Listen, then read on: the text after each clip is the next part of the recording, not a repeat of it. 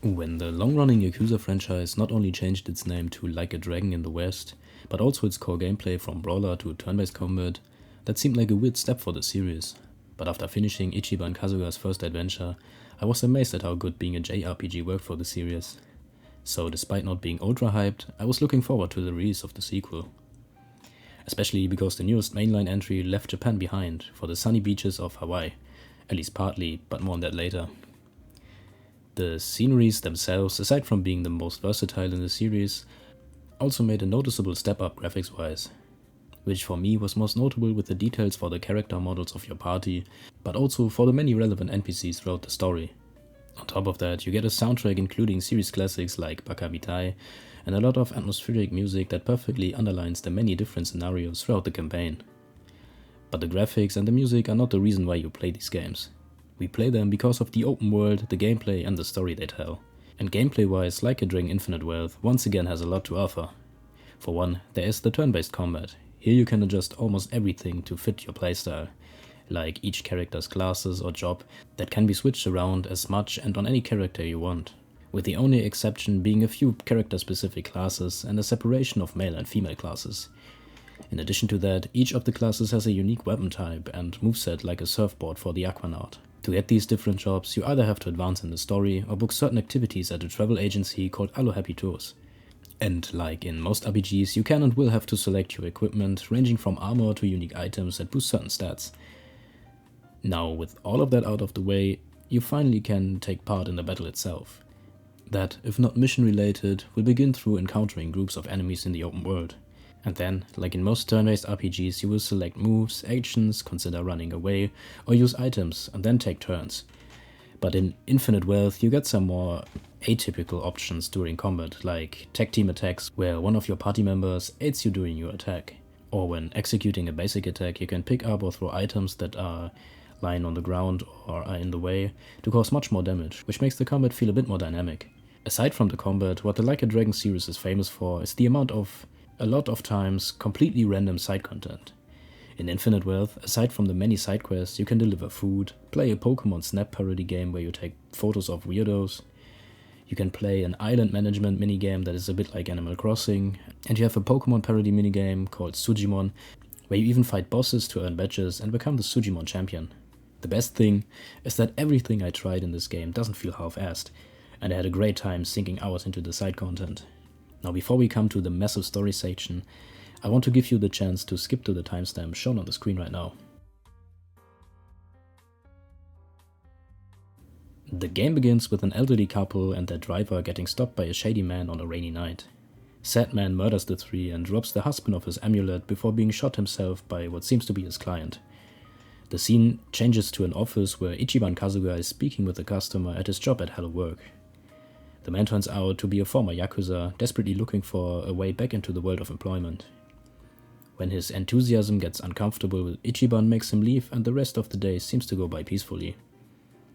On his way home, he is confronted by the angry man once more, who now offers him 50,000 yen to get him a job. And when Ichiban makes it clear that this is not how it works, the two begin to brawl. The man gets a beating, helping him come back to his senses, and realizing he has to put some work in from now on if he wants to turn his life around. On the next day, he helped another client with a criminal record for theft by giving him a job at his friend Adachi's firm that helps businesses identify security risks. All in all, Kasuga seems to be doing really good after the events of the last game. Even Saiko agreed to go on a date with him after a night out drinking with their friends. When the big day arrives, it starts out a bit awkward, but after Ichiban plays along to scare and eventually fight off another admirer, the ice breaks and the two spend an exciting evening together until Ichiban loses it again and out of the blue asks Saiko to marry him. After reporting his failures to Nanba and Adachi, he seeks out Saiko to apologize. She seemingly pretends to not be bothered but asks them to stay friends from now on. We get a 1-year time skip that shows us that Saiko isn't even answering his text anymore. And it doesn't get better. When he arrives at work, his boss informs him that they have decided to let him go immediately due to budget cuts. But as soon as we get home, we find out the real reason. A few wannabe thugs that want to blackmail him for money in front of his home show him a video of a VTuber channel. The so-called Tatara channel with over 5 million subscribers faked evidence of Kasuga taking bribes for jobs. He calls Adachi hoping for help, but when the two and Nanba meet up, his friends tell him they suffered the same fate. A few days later, things still look bad, and on top of that, a lot of the Yakuza that tried to turn their lives around began reuniting under the Serial clan. So the three make their way over to their headquarters to find out what this might be about. Because they obviously weren't let in at the front door, they choose the alternative route through the sewers. Inside, following a series of battles, we get to meet the current chairman of the Serial clan, Ibina. He thanks us for all the work we have done to reintegrate former Yakuza into society and that he wants to show us something. He drives us to a high-security warehouse his clan bought, where they store items that clients don't want to be found. Here, they employ former Yakuza, giving them a chance at a normal life. Further, we also get reunited with the former captain of the Arakawa family, Sawashiro. Sawashiro explains what he has been up to and that he needs Kazuma to do him a favor. He wants Kazuma to go to Hawaii and meet his biological mother called Akane. He tells us that Akane fled the country a long time ago and wanted to leave the Yakuza life behind. But now with our father gone and herself growing older, she wants to meet her son. So after telling his friends and packing his backpack, Ichiban heads to the airport to catch his plane to Hawaii. After landing, he immediately takes a taxi, shows the seemingly friendly driver the envelope with Akane's home address, and the two begin to drive. But after a while, Kasuga notices something is up, and confronts the driver, who takes a sharp turn as a response, pulls a gun and tells Ichiban to hand over his valuables. Having been confronted with this situation more than once in his life, our protagonist sees right through his robber's tough act and takes his gun away.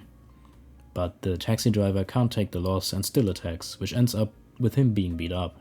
When the man finally realizes he doesn't stand a chance, he calls for nearby police officers to frame Ichiban as the aggressor and swallows his envelope.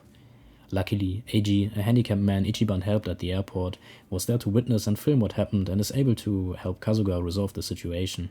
From that point on, the two begin to bond over what happened, while Eiji shows Kasuga around and offers to search through his video to look for a frame with his mother's address. When in Eiji's hotel room, they suddenly are being attacked by a group of thugs sent by the taxi driver Tomizawa, who works for the Yakuza Yutaka Yamai, who is present as well. After Kasuga beats them down, him and Eiji flee the scene. The next day, the two part ways, and Kasuga takes a taxi to his mother's home address. No one seems to be home, and when Ichiban notices the front door isn't unlocked and opens it, the scene immediately jumps to him being interrogated by a police officer. Apparently, Kasuga was arrested naked at the beach after being robbed, but the officer doesn't buy his story. The scene then switches back to the day before, where Ichiban stands inside his mother's home and is greeted by a young woman.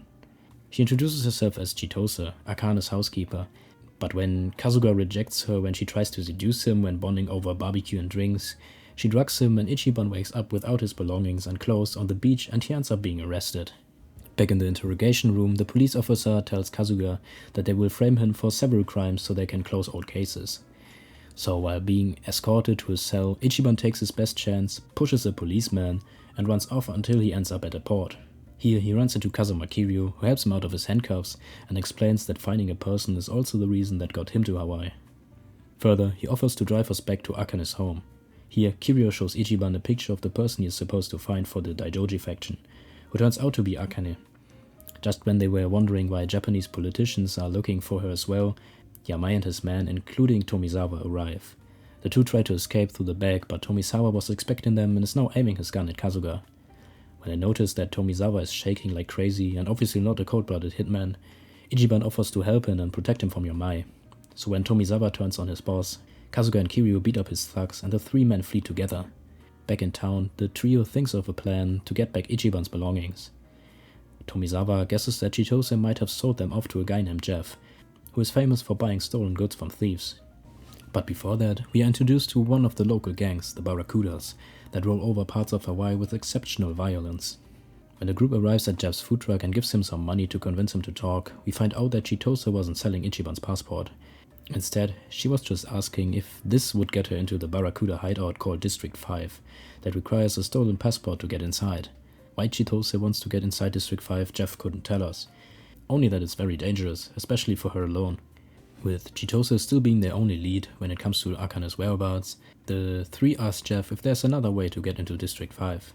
The only other way he knows would be if a police officer gets you inside, and that our best shot would be an officer named Roman. With the help of Roman, they gain access to District 5, where they hope to find the girl that scammed Kasuga. But the homeless man that is supposed to know where she is turns out to be a pretender, and the girl is probably in the hands of the Barracuda gang by now. Roman, once again, helps us get access to the gang's underground facilities that are a rebuilt version of the Anaconda shopping center, but for high quality fakes of brand items. When they reach a production facility, the group gets confronted by some Barracuda members that punish Roman with shortening his life to this exact moment in time. From here on, we have to fight our way through waves of enemies, until Kiryu breaks down due to his sickness and we have to hide inside a storage room. Here we actually meet Chitose, who tells us she was taken in by the Barracuda boss, but because she got bored, she decided to look around in his office and she actually found information on the woman that might be Kasuga's mother.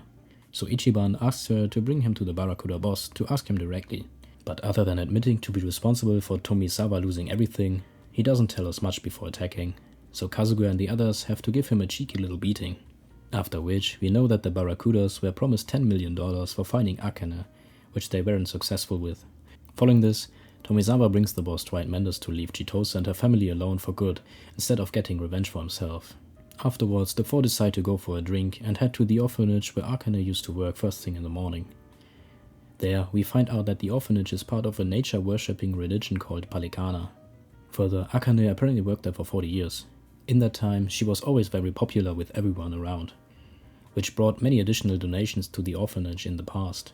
Hearing about the missing resources, Kasuga and the others offer to help where they can. But before that, we are supposed to stop by the travel agency Alo Happy Tours, where we get to discover new job classes through activities and change them freely. Back to helping Palikana, where they are asked to patrol the streets as part of a neighborhood watch.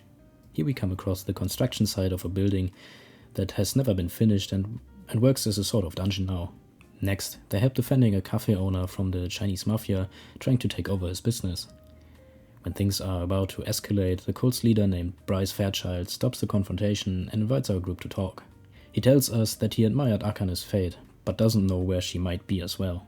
During their meeting, Chitose goes missing and we see her talking on the phone, which reveals she is still betraying our group apparently. The next day, they come up with a plan to create a viral video for social media and get Akane's attention that way. After filming, the group splits up for the day and Kasuga saves an endangered turtle from a group of tourists. This gets noticed by a mascot who unintentionally scares Kasuga so much he hits his head and drops down unconscious. In his panic, the mascot guy brings Kasuga to the island resort, Dondoko Island, where he works at. Kasuga meets the owner Matayoshi, who tells him the island is mostly deserted now because of people loading off their trash illegally and destroying its nature. Obviously, because Kasuga is Kasuga, he offers to help. Back on Hawaii, Chitose tells us that she is done editing the video. Shortly after uploading the video, Eiji Mitamura asks us to meet him. When we arrive, we almost immediately get jumped by members of the Chinese-American mafia called Gangze. The same thing happens when we try to get back to Kiryu's hotel room, but this time with the Yamai syndicate instead, that unlike the Gangze looking for Akane, has their eyes only on Kiryu. Because their main hideout doesn't seem to be safe anymore, Kiryu suggests going to a secret Yakuza safe house on the island. Here, they come up with a plan to get into a secret casino, which they manage through one of Tomisawa's contacts.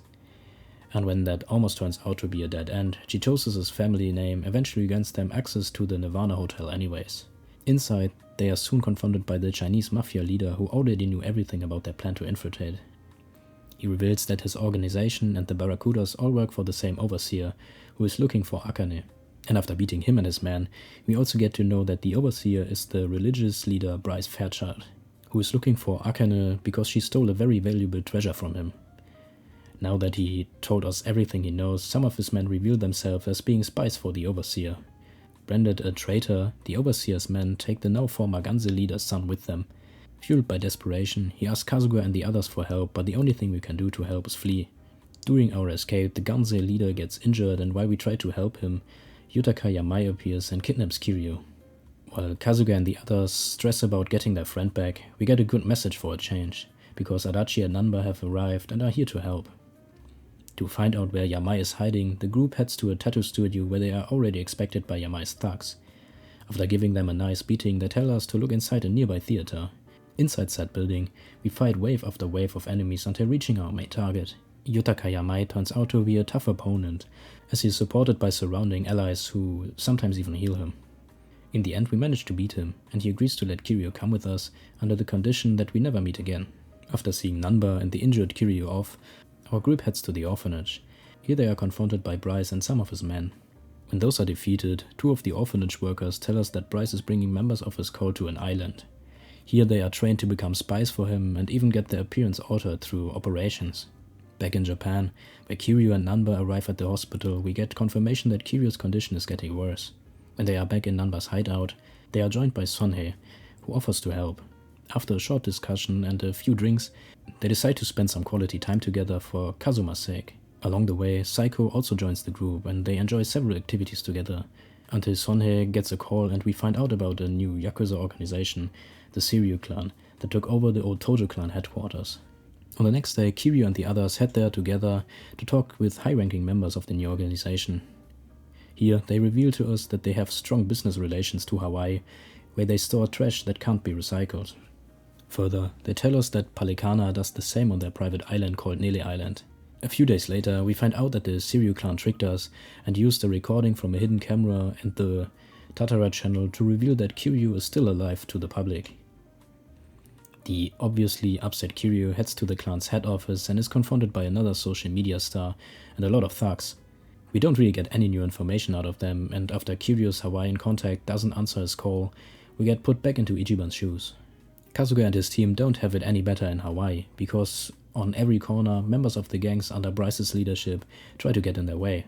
They fight their way through the streets of the tropical paradise until they come across the turf of the Yamai Syndicate.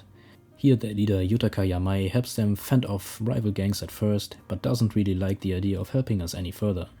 That is until Ichiban provokes him into fighting us himself. And after successfully defeating him, we earn his respect, and he promises to help us get Akane to safety once we find her. Shortly after, we get contacted by the owner of the tattoo studio where we already fought off thugs earlier.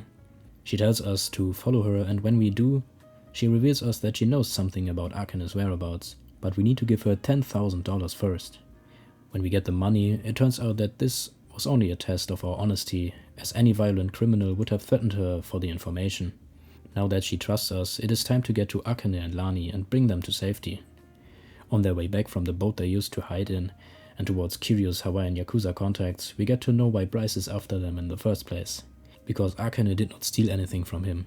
Instead, Lani, the child she is protecting, has proved that she is the rightful leader of Palikana. And because Bryce doesn't want to lose his power and influence, he tries to take Lani out of the picture. When we arrive at the hideout of Kiryu's contact, everything seems to go as planned. That is until Chitose reveals that the until then background character Eiji Mitamura blackmailed her and faked his handicaps so he can spy on us for Bryce. Right after that, Barracuda thugs storm the office, kidnap Lani, and cause both of Kiryu's contacts to lose their life in the conflict. When Kazuma calls again, Ichiban answers the phone and asks for forgiveness, as he feels responsible for the mess. Chitose, under tears, explains that she has been the VTuber that leaked Kiryu's secret and made their lives harder all this time. Following this, we are back in Kazuma's shoes, who, with his squad, heads to the Survive Bar to talk over the next steps. Here they are joined by a few familiar faces, Jongi-han and Zhao, with the latter also joining our party. The group makes their way to the Seiryu clan warehouse, where they encounter Sawashiro and his men. After handing out more knuckle sandwiches than a violent charity, Sawashiro asks Kiryu to meet him at Kasuga's home. There, he explains that Palikana actually uses their island to store nuclear waste for several countries, and the Seiryu clan is working on a deal between them and Japan. We then witness a scene where Bryce holds a ceremony with a group of chosen children that have to purge sinners with the help of firearms. While our group tries to desperately find a clue on where to continue their search, Kasuga gets a message from Chitose. The message contains an image of a club, and when they head there, they actually get to face Eiji and his thugs, and luckily find Lani still being well. But despite beating our opponents, Eiji still manages to get away and take Lani with him again. Following this encounter, Chitose, our team, and to be honest, I myself as well, are quite surprised that Kasuga still insists on her still being part of our team. So she rejoins us once more, despite everyone aside from the main character growing less fond of her and her actions. But we don't actually get much time to think about that, because Palikana members attack Yamai to get to Akane. So we head there fighting wave after wave of thugs, until we reach Yamai, who tells us he had no problem protecting Kasuga's mother at all. Following that, Ichiban promises Eiji to come and get him. But before we get to search for Palikana's island and bring the girl back to safety, Yamai tells Kasuga and Akane to take a moment to talk things through. They do so while walking along the beach. Here an emotional scene plays out where Akane apologizes for leaving him behind, and Kasuga comforts her and hands her the ashes of his father. Right after this beautiful mother-son moment, we are back to the Dragon of Dojima, who heads to Kamurocho. Here we get to prepare before going to meet 3 of Kiryu's former high-ranking Yakuza companions, including Goro Majima. In their hideout, the 4 men tell each other what they were up to since they last met. Kiryu tells them about his medical condition, and the 3 tell him that they lost their security business because of Chitose's VTuber channel targeting them as well. But when he tries to convince them to help him dissolve the Yakuza once and for all, they refuse, which turns into an argument and we end up having to fight them. But even after beating them in a fight, they don't change their mind and Kiryu has to leave without them. Back home, we regroup at Kasuga's place where we find out that the Tatara channel somehow got a picture of their reunion and is spreading it online.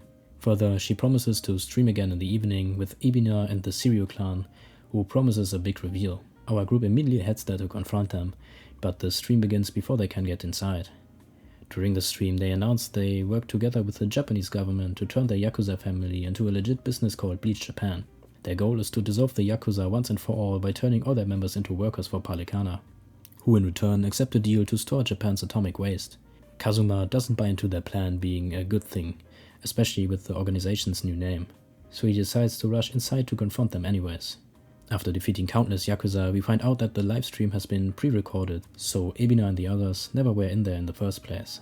When we get outside, we are surrounded by people with selfie sticks and smartphones filming the surroundings, including the defeated thugs and especially Kiryu. The scene then switches back to Hawaii, where Kasuga's party comes up with the plan to find Nele Island by looking for ships that transport cargo for Palikana. Tomizawa tells us he even has a contact working there, but the contact turns out to be part of Palikana as well. We get attacked by seemingly unlimited amounts of thugs, so we make a run for it. They ultimately end up hiding inside a shrine until a new old face, Jongi Han, joins our team. Now after resting at the Revolve Bar, the group makes their way to District 5, as we got the info that Lani has been brought to a secret underground harbor inside. After fighting through dozens of Palikana thugs, we actually reach said harbor and find Dwight Mendes, who is about to put Lani on a boat to Nele Island. When we dealt with him and his men, we bring back Lani to Yamai, who offers his help to bring us back to Japan by using himself and a boat he owns as a bait for the Japanese Coast Guard. But right out the harbor, we get intercepted by Dwight once again, that is accompanied by a giant shark who is constantly attacking during the boss fight. When we beat the Barracuda boss once again, he takes off in one of the speedboats, but finds his end once and for all when the shark rams his boat and has him for dinner. Back in Japan, before police takes him into custody, Yamai takes off. We suspect his disappearance has something to do with conflicts from his past. And we suspected right, as we get a tip that he might be visiting a woman that tricked him when he was still beginning his career in the underworld. We find him in the hospital at the bed of said woman, where he explains that she seduced him and tricked him into killing her lover, who was a high-ranking Yakuza back then. After learning about Yamai's past, we regroup with Kiryu at the homeless shelter, which is also probably the safest place for Lani and Akane to hide. The two groups decide that they both will finish their business separately, so Kiryu will go after Ebina in the Millennium Tower, and Ichiban will stop Bryce Fairchild on Nele Island. Further, before we rest for the night, Kiryu asks Ichiban to lead the future of the Yakuza if he is no longer able to. The next day, we first find ourselves in the shoes of Kasuga's group, that on their way to the island is once again attacked by the giant shark. Shortly after putting the sea creature in its place, we finally arrive at Nele Island, where we are immediately greeted by Palikana. After fighting countless of their members, dodging traps, and beating another sea creature in a cave, we finally get to face the main man. Following a challenging final encounter, Bryce is defeated, and we get to look around the cave Palikana uses to store the radioactive waste. And it is more than obvious that at least the barrels standing directly in the salt water are going to contaminate the island and the water around it. So to reveal what is going on and what kind of thing the Japanese government has allowed, Chitose uses her channel to stream everything. On top of that, she calls out her father, who was directly responsible for the nuclear waste transportation, which is followed by her revealing her own misdoings, like framing innocent people for Ebina. Following this, we find ourselves in the role of the Dragon of Dojima, on his final mission to stop Ebina. On their way, obviously, Kiryu and his team are confronted by dozens of strong fighters, including an armed helicopter. But luckily, at some point, Kiryu's former quote-unquote allies, Goro Majima, Taiga Seijima, and Shun Akiyama, arrive offering to hold off the masses so we can reach our goal. Which we do after a few more battles and finally reaching Ebina. He begins to hold a speech about how he was only using Palikana and that he knew that their island would pollute the area around it eventually, but that he doesn't care, as it is all part of the plan to get his revenge on the Yakuza that ruined his life and made his mother's life miserable as well. After, compared to what we fought before already, kind of underwhelming boss fight, Ebina tells us that we will have to kill him or nothing will change, but instead Kiryu is filled with regret, because he didn't change the Yakuza for the better when he had the chance, and asks Ebina for forgiveness under tears before collapsing. We then get a few final scenes, including Ichiban finally telling Saiko how he truly feels, instead of asking her to marry him instantly. Further, we see a very sick Kiryu in the hospital, who even needs some time to tell the doctor his name, and the game ends right here. And man, even though I haven't finished all of the Yakuza games, Kiryu's seemingly final adventure somewhat felt nostalgic. Anyway, first of all, welcome back to anyone skipping the story section. Like a Dragon Infinite Wealth feels like an upgraded version of an already good game, with refined combat mechanics, a bigger party, more and completely new sceneries, and a ridiculous amount of content apart from the main story. Still, I wouldn't recommend to start with this game. If you're interested in the series, I personally would at least play Yakuza Like a Dragon first, to understand the character dynamics of the current cast. But if you're a fan of the series, Infinite Wealth is a no-brainer, and I guarantee you will have a really good time. Now, with this massive game coming to an end, first of all, thank you for watching. If you have the time, feel free to leave your opinion in the comments. If you liked what you saw, maybe consider liking and subscribing to not miss any future videos. And I hope to see you next time.